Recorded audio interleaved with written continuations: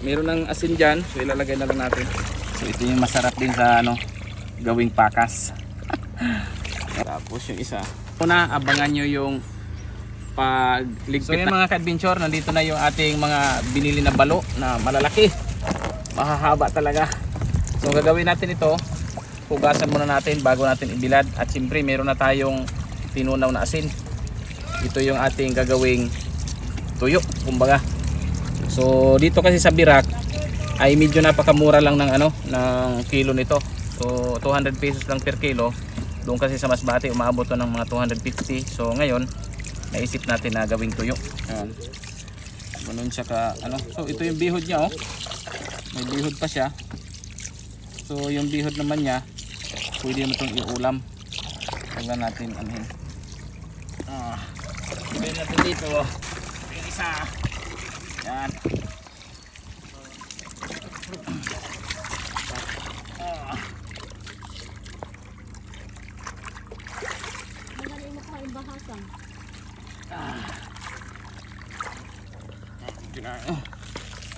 Yun na.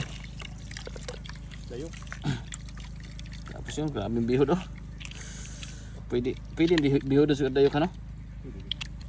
So isabay natin sa dayo. Okay. Yun. Tapos meron pa tayong ito. Yan. Yan. So ito yung masarap din sa gawing pakas. Yun, hugasan muna natin din. Yan. Yung mga laman loob niya, tanggalin natin. Grabing taba itong isda na to. So ito isang piraso 500 pesos. Meron ng asin dyan, so ilalagay na lang natin. Yan. Lagay natin dito sa asin. Yan. Ganyan sila. Unahin mo natin yung balo. Ganyan mo lang siya. Yan. Meron na tong asin na tinunaw. Lagay natin sa asin na tinunaw. Tapos saka isasabit natin doon sa kawayan. Tara. Sabit natin dito sa kawayan. Sana matuyo agad to.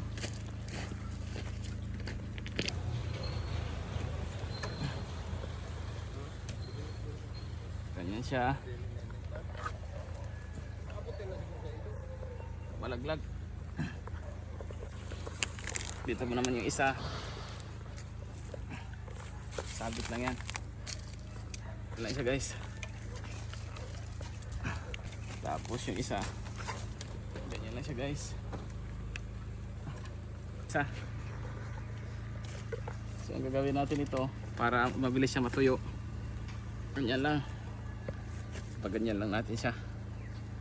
So hanggang dyan lang muna. Abangan nyo yung pagligpit natin ito kung gaano ka ganda ng mga tuyo natin gagawin ngayon. So yun, maraming salamat. Huwag kalimutan na i-share ang video na ito for more videos at papalo na aking page Ampil Adventures. Tara!